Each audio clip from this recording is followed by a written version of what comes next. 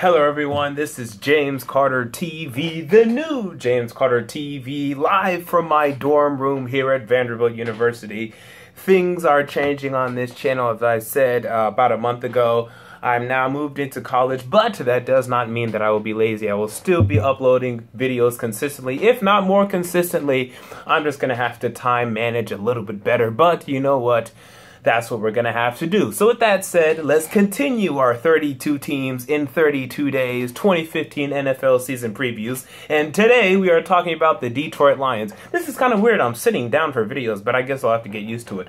The Detroit Lions are a team that won 11-5 last year under the first year under Jim Caldwell after having Jim Schwartz come and ruin their franchise.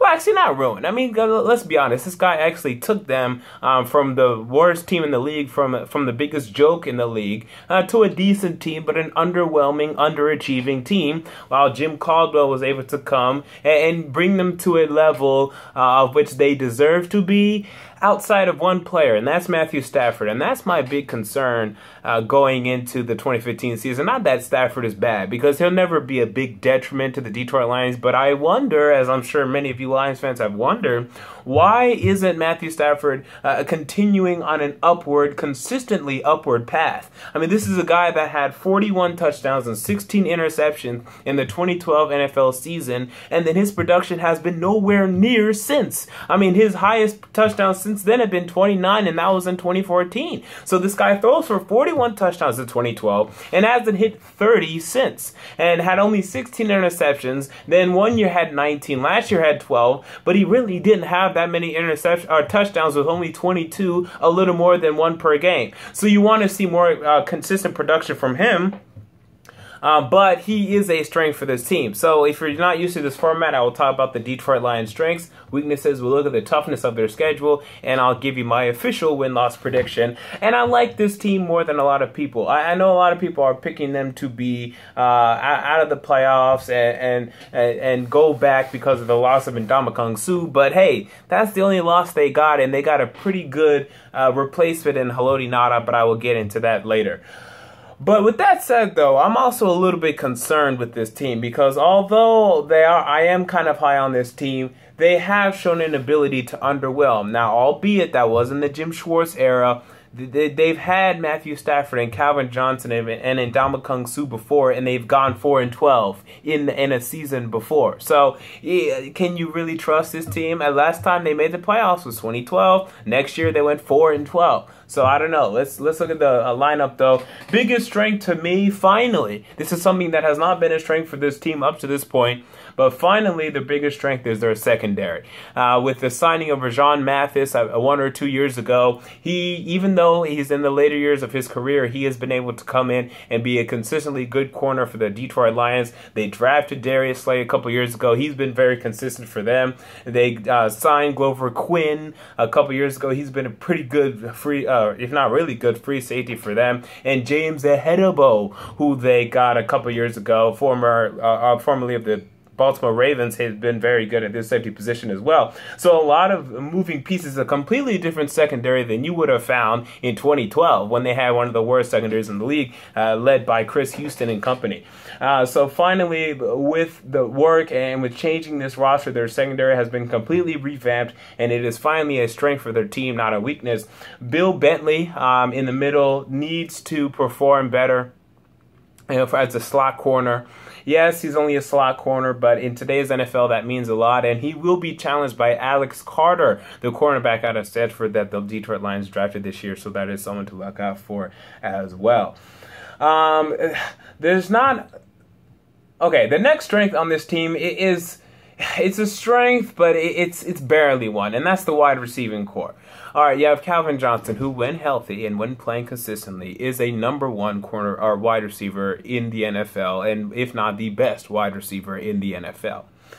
Opposite of him, you have Golden Tate. This is a guy that had over 1,000 yards last season and proved that, hey, I'm pretty good too. And Russell Wilson was actually stopping me from being who I can be. But then after that, they have nothing. Okay, Lance Moore, come on. If this was 2012, I'd get excited, but it's not. Ryan Broyles, I think, has another ACL tear or something wrong with him. He won't play. You also have clowns like Jeremy Ross, or maybe it's Jeffrey Ross. and Corey Fuller. Like, these guys aren't going to play much. So you have two really good ones, and then everyone else won't do anything for you.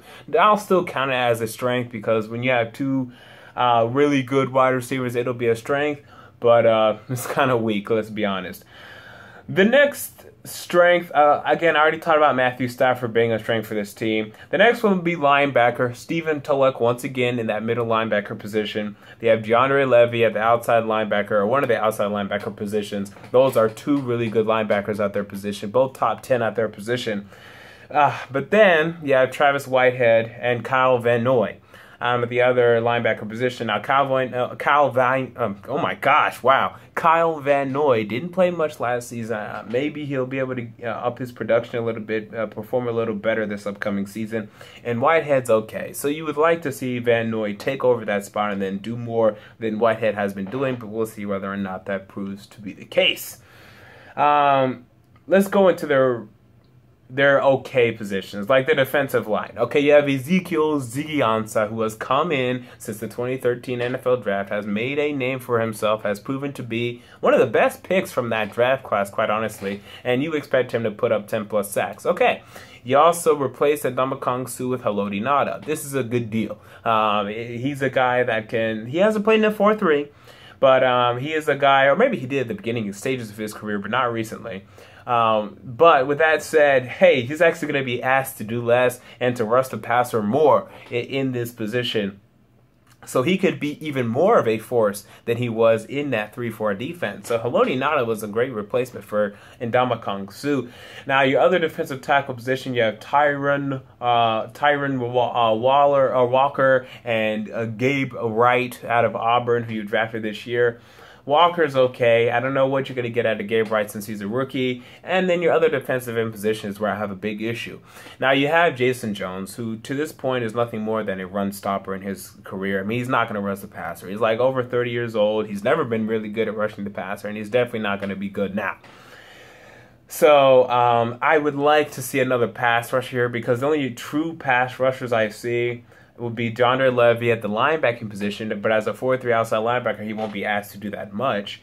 And Joique Bell, and then that's it. I mean, so where's your pass rush going to be coming from? Yes, you can throw blitzes and stuff. You can throw Kyle Van Noy for a blitz or two, but I would like to see better defensive ends on this defensive line, but whatever. Now, weaknesses, there's not much, because I just went through most of the positions, but if there's one, it's the offensive line. And maybe that's why Matthew Stafford didn't produce as much as I would have wanted last season. Right now, they have Riley Reid from the left tackle position. Okay, good. You know, he's been good ever since he's been drafted. You drafted Laken Tomlinson with the belief that he would take over for Manny Ramirez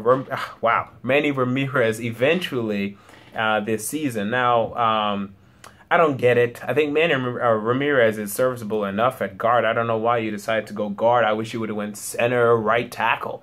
But, okay, Laken Tomlinson could be a good offensive lineman. Travis Swanson, again, I mean, I don't think this is a very good player. I think you could have upgraded your center position, but you didn't do so. So we'll see how that comes back to haunt you. Larry Warford at your right guard position has been a really good pick for you. And then Adrian Waddle, I think, needs to be upgraded. I mean, he's okay, but I think he needs to be upgraded. Now, tight end is a big question, but it's not a big deal. I mean, the tight end position in the NFL today is not a big deal. If you don't have one, who cares? Right now, you have Brandon Butterfingers Pettigrew, who won't catch anything. And you have Eric Ebron, who at this point has been a bust. Now, he still has years to produce, but for now, he hasn't done or shown you anything. But besides that, man, there's not a lot of positions. I mean, even the worst positional group on this team really isn't even that bad. So I'm really shocked to see all these analysts and experts and the Detroit Lions are going to take a big step back. I think they're going to be in the playoff discussion. Now, this is the problem with the Detroit Lions. Their schedule is not very forgiving.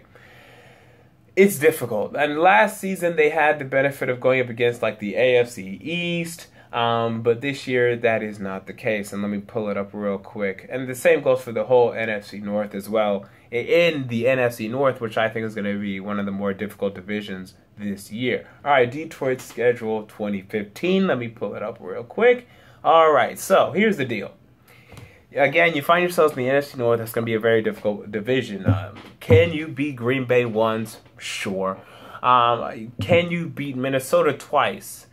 I don't think so. I think you'd be happy to split there. Can you beat Chicago twice? People expect Chicago to suck. People in Chicago expect Chicago to suck. I think the guys are going to be decent, so I'm not sure about that. You go up against the AFC West. I think it's going to be the toughest division in football. I think you have 3 10-plus potential winning teams in the San Diego Chargers, Kansas City Chiefs, and Denver Broncos. And you also have to go to San Diego. You have to go to Kansas City in that AFC West matchups. And you host Denver. I mean, those are tough games. Those are tough games. Now, you'll host Oakland and you'll get a win there, but those are tough games right there. You guys also go up against the NFC West. Now, I'm not as high in the NFC West as most, but you play a very similar style of football as them. You like to play defense and you want to run the ball. Oh, I didn't talk about your running backs, by the way. I'll get into that in a second. So the AFC or the NFC West could be problematic as you go to Seattle and to St. Louis. I think you'll beat them in St. Louis, to be honest.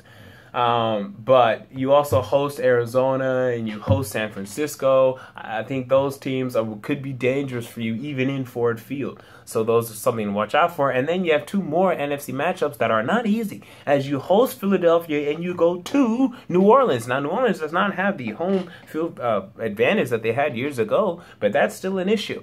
So when I look at that and I look at this schedule and I combine that with the fact I do like the Detroit Lions, they will be in the playoff hunt, but nothing is secure. Nothing is locked down with this schedule. This is a very difficult schedule. Again, in the NFC North, facing the AFC West and the NFC West, those are tough matchups. And also going to New Orleans and hosting Philadelphia. Tough matchup. Now, your running backs, Joique Bell. I mean, yes, he's versatile, but I've never been a big Joique Bell fan. Now, Ameer Abdullah has shown potential in the preseason. Can he continue to produce and can he continue to play well? That's something we're going to have to find out. But for now, your running back position is a question. For now. But I definitely, Ameer Abdullah could make a big impact rookie season, and it won't be not even close to a question anymore. So we'll see how that develops. Ultimately, best case scenario, Lions went 11-5 last year. Best case scenario, they do it again because they didn't really improve. Although having Calvin Johnson healthy for more games will improve just by the fact that he's Calvin Johnson. So you know what? 12-4. 12-4 is the best case scenario. Worst case scenario, you guys just aren't able to take advantage of this schedule. Or not take advantage, but you guys aren't able to do well with this schedule. You go 7-9, but I can't see it being much worse than that, unless if Matthew Stafford just completely falls off. But I don't project that. So ultimately, my prediction is 9-7. They could definitely be 10-6, but 9-7 is my prediction in the playoff hunt. I don't have them getting into the playoffs, not in my NFC playoff bracket, but they could definitely be in it, and they will definitely be in the hunt. Until next time, James Carter TV. I'm out. Peace.